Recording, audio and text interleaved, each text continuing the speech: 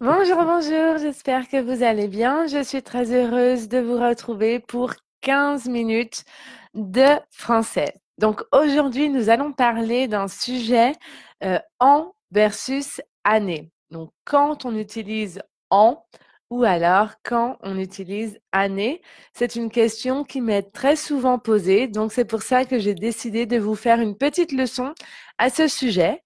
Donc, dans les commentaires, vous pouvez écrire donc des suggestions. S'il y a des points de grammaire que vous ne comprenez pas, n'hésitez pas à écrire dans les commentaires et moi, je ferai des leçons à ce sujet. Donc, comme d'habitude, nous allons faire 15 minutes de français.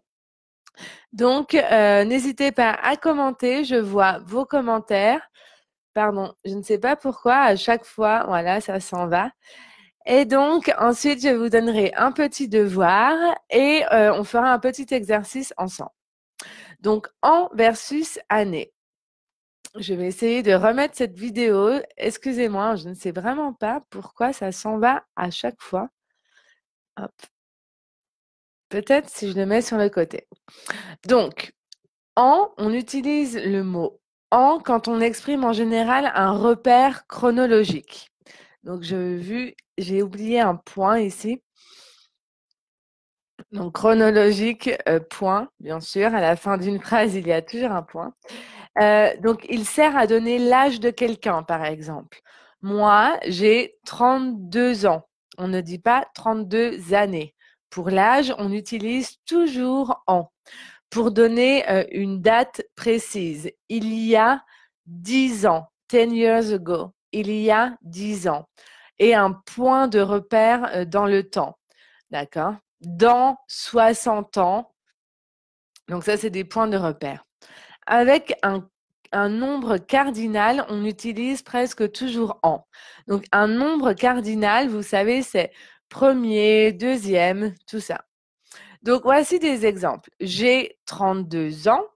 Louis XIV est né en l'an 1638. Sidonie a déménagé il y a 2 ans.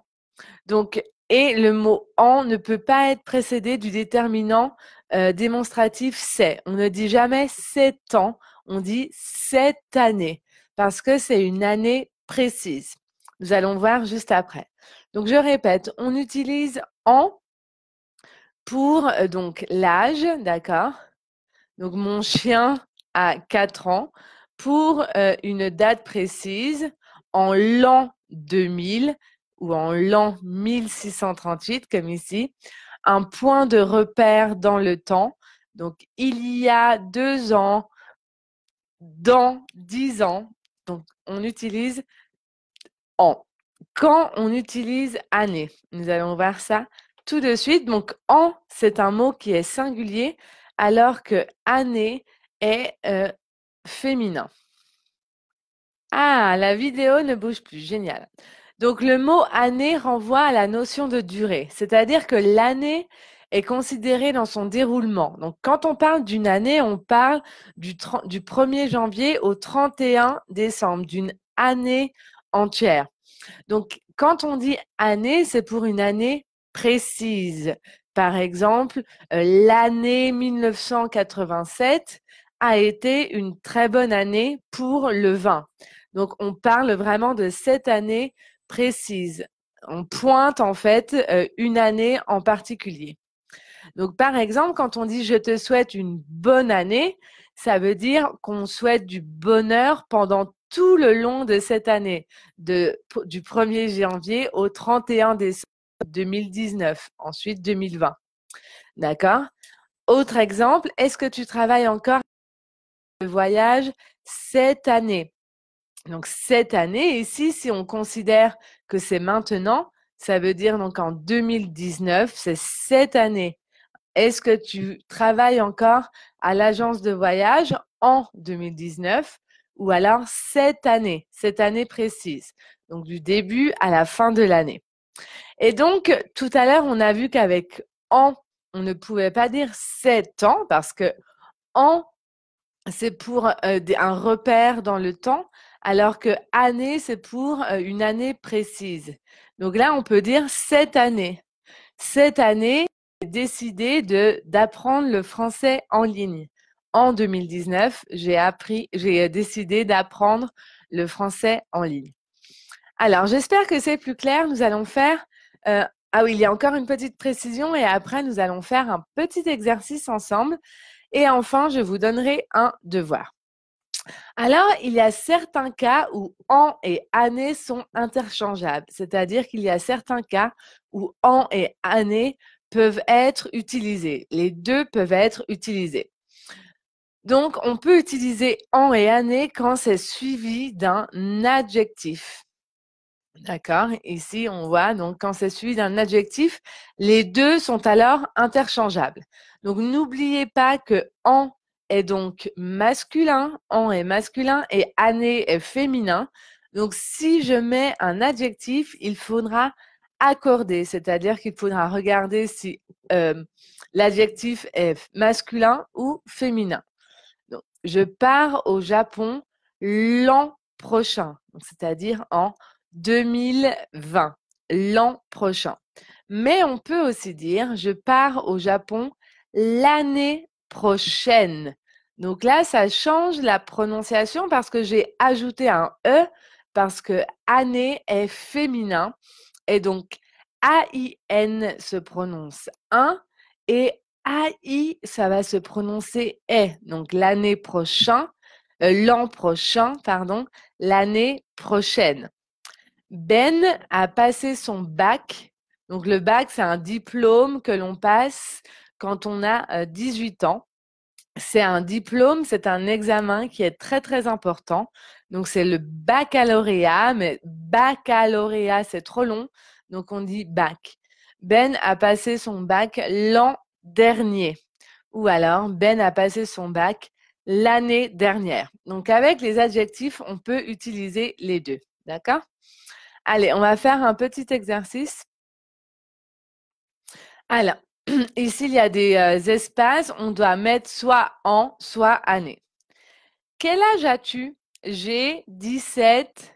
Donc, on a vu que pour l'âge, on met toujours an. D'accord? Quand c'est un cumul d'années, on met an. Il y a 5 ans, dans 10 ans, j'ai 17 ans. Bon, ça fait longtemps que je n'ai plus 17 ans, mais pour l'exercice, j'ai 17 ans. Donc, Charlotte apprend l'allemand depuis plusieurs.